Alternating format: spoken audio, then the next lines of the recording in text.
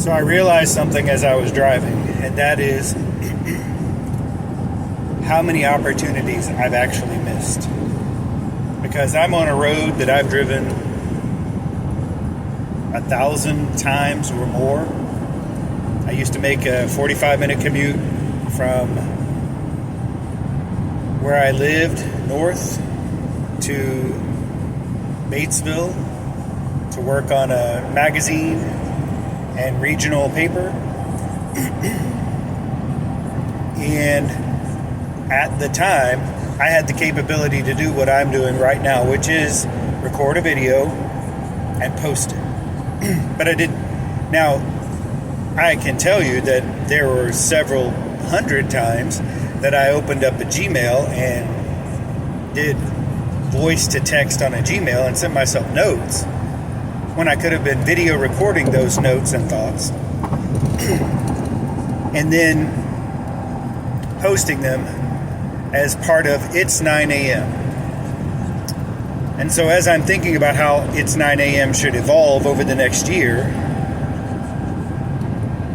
and It's 9 a.m., as a reminder, is the newsletter that I have been sending out every day for over 2 years. Now, normally I include links to free books that I find on them. I include links to my books in them.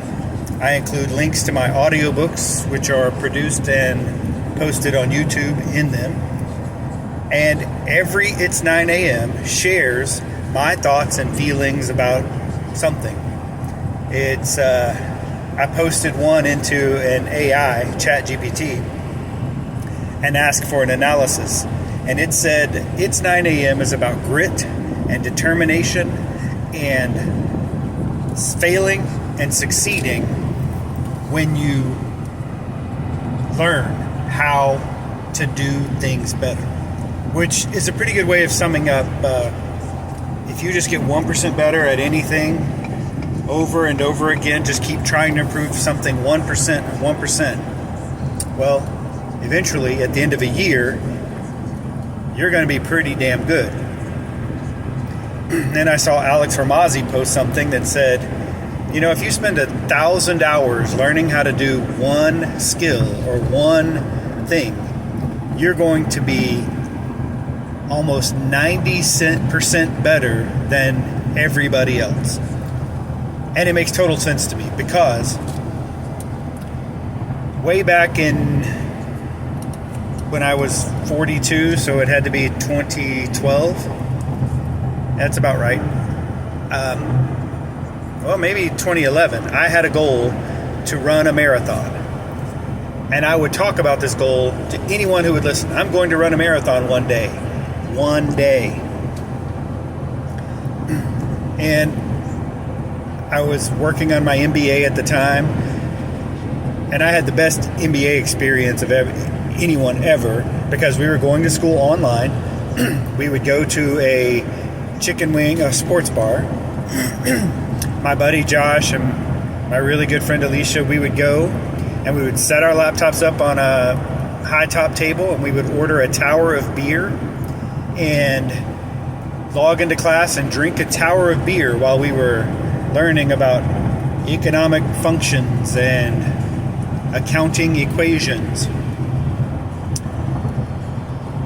And during this time when I was drinking a tower of beer, well, I would talk about stuff that I wanted to do with my friends. And I would tell them, I'm going to run a marathon. And they would laugh and say, sure you are. Yes, okay, good, do it. But you know what I wouldn't do? I wouldn't run. I wouldn't eat right. I wouldn't drink less. But as the year progressed, August rolled around and I had a few beers and I thought, I want to run a marathon by December. So I literally got up off the couch, picked a spot half a mile from my house, and ran as fast as I could to that spot half a mile away. And it was not very fast. In fact, I walked more of it. But I made sure I reached that half mile point, and turned around and shuffled back as fast as I could. And do you know what I did the next day? Tried to do it again. And the next day, tried to do it again. And every day until I could run all the way to that half-mile point and all the way back. And it wasn't a problem. I could run the whole time. So then I set a point 1.5 miles out from my house. And I did the same thing. I would get home from work, and the first thing I did before I'd eat dinner, before I would do anything else, I would put on my running shoes and I would run to whatever point I had set and turn around and run back. And whenever I set a new distance, I couldn't run the whole way. But I kept at it, day in and day out. And I cleaned up my nutrition, meaning I ate more protein and I stopped eating fast food and stopped eating garbage. I drank a lot more water than I did beer, which I'd always done. I knew water was sort of this magic pill that anyone who wants to do anything should always drink more water. And then I not only worked towards the goal, but I gave myself a financial incentive to make the goal. I signed up for the Disney Marathon, which was in December. And every day for 4 months, I ran a distance. And do you know what happened? I finished the marathon. Every day I got better. Every day I made an improvement. It might not have been 1%, but it was working towards that 1%. And I just got better. And once I finished my first marathon, well, you guys, ask anybody. You don't even have to ask. If you know a runner, they will tell you that they are a runner. And if you know someone who's run and completed a marathon, they will tell you they have run and completed a marathon. I am no exception. I am telling you right now.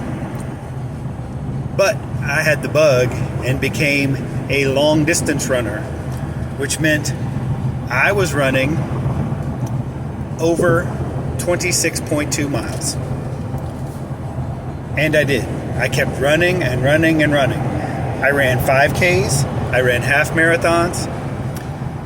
All while I was 42, 43, and I signed up to run a 100-mile race and failed. I made it to mile 50, but I was surrounded by a bunch of people who quit, who said they couldn't do it, that it was too hard on their bodies. And even though in my mind I knew at the 50-mile mark, all I had to do was just keep going, it was tough. I was no longer running. I was doing what's called the runner shuffle, which is more like looks like a zombie headed towards the finish line. But in my mind, hindsight being what it is, had I just ignored the people around me and kept going, I would have finished my first 100-mile race. Or I would have been kicked out because I reached the time limit. But I quit while I still had tank in the gas. Gas in the tank. But that lit a fire in me to work even harder. So I signed up immediately when it opened up. I signed up for another 100-mile race, which was so the first 100-mile race I ran was the Key West 100, and it was in May. When I failed to complete that task and decided I was going to do it again, I signed up for a 100-mile race in January of the next year. Yeah, it took a little time to process. Yes, I had to tell myself over and over again I had more work to do. I had to work harder. I had to get better at it. But giving myself that goal and that incentive, I worked toward it.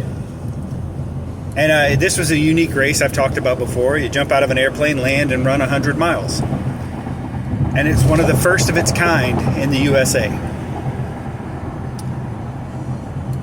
But bring this back to It's 9 a.m. because I don't want to talk to you about how I jumped out of an airplane, broke my leg, wrapped my ankle with duct tape and told them I was going to keep going, but couldn't stand on that leg. Was out of commission for 4 months. And then in May, 4 months after breaking my leg, I completed my first 100-mile race and went on to complete 3 more that year.